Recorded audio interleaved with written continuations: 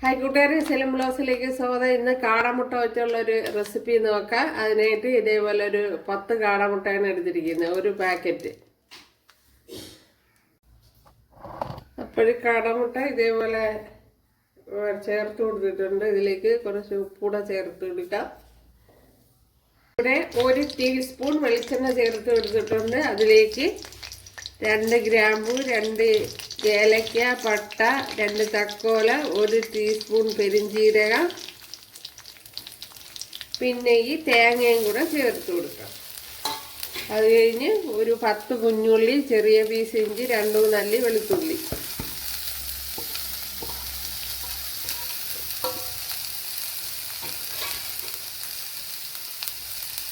ഇനി കുറച്ച് കറി ലീവ്സ് കൂടെ ചേർത്ത് കൊടുക്കാം.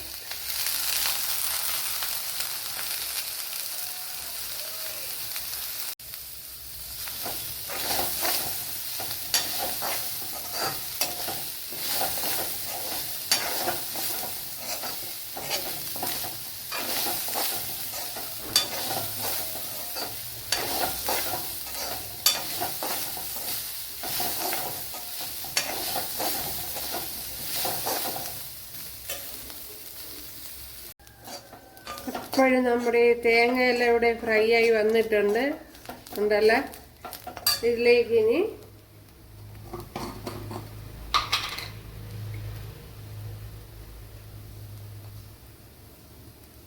ഒരു ടീസ്പൂൺ കാശ്മീരി മുളക് പൊടി,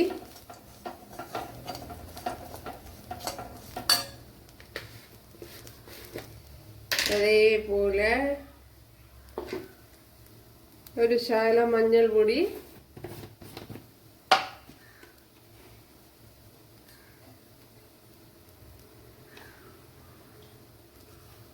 ഒരു 1.5 ടേബിൾ സ്പൂൺ മല്ലിപ്പൊടി. ഞാനിപ്പം തീ ഓഫ് ചെയ്തിട്ടാണ് ചെയ്യുന്നത് ഉണ്ടല്ലേ.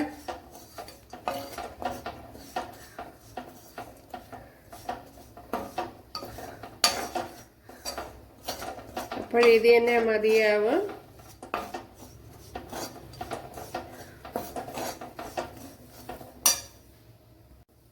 അതിനെ മിക്സിയുടെ ജാറിലോട്ട് ചേർത്ത് കൊടുത്തിട്ടുണ്ട്. ഇനിയൊന്ന് ഫൈനായിട്ടൊന്ന് അരച്ചെടുക്കണം. അപ്പോൾ ഇതിലേക്ക് കുറച്ച് ഓയിൽ ചേർത്ത് കൊടുത്തിട്ടുണ്ട്. ഒരു പച്ചമുളകും ഒരു വലിയൊരു തക്കാളിപ്പഴം എടുത്തിട്ടുണ്ട്. അത് ഒന്ന് ചേർത്ത് കൊടുക്കാം.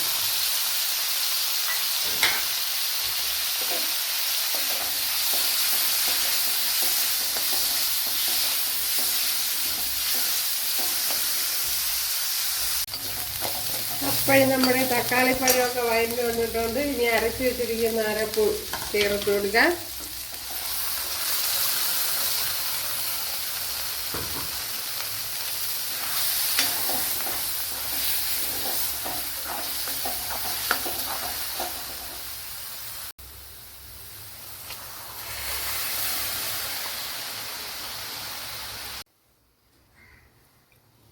കറിക്ക് ആവശ്യമായ വെള്ളം ചേർത്ത് കൊടുക്കണം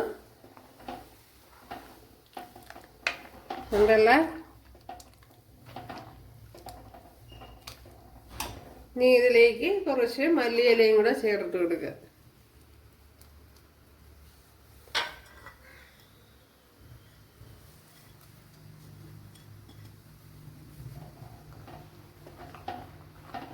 ഇപ്പം ഞാനിത് ചപ്പാത്തിക്കായതുകൊണ്ട് തന്നെ നല്ല കറി കിട്ടത്തക്ക വിധത്തിലാണ് ചെയ്തിരിക്കുന്നത്. ഇതിലേക്ക് ഇനി ആവശ്യത്തിനുള്ള ഉപ്പ് ചേർത്ത് കൊടുക്കുക.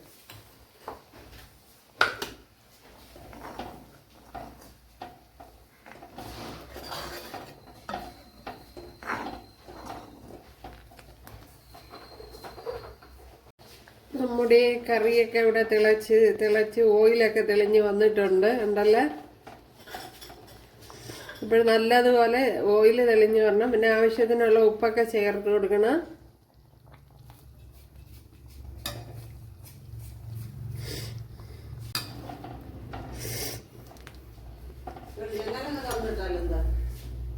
അപ്പോഴും ഓയിൽ നല്ലതുപോലെ തെളിഞ്ഞ് വന്നിട്ടുണ്ട് ഉണ്ടല്ലേ.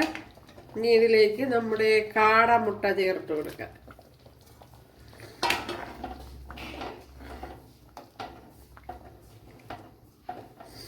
ഉണ്ടല്ലോ അടിപൊളി. അപ്പോഴിനി ടീ ഓഫ് ചെയ്ത് കൊടുക്കുക.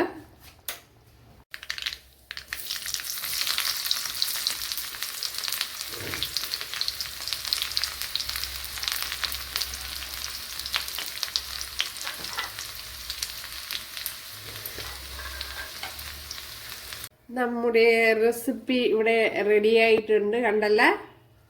അപ്പോൾ കൂട്ടുകാരെല്ലാവരും ചെയ്ത് നോക്കുക. ഇഷ്ടമായ സബ്സ്ക്രൈബ് ചെയ്ത് സപ്പോർട്ട് ചെയ്യുക. എനിക്കൊരു സപ്പോർട്ടാവും. അപ്പോൾ അടുത്തൊരു വീഡിയോ ആയിട്ട് കാണാമെന്ന് പറഞ്ഞുകൊണ്ട് എല്ലാവർക്കും താങ്ക്സ്.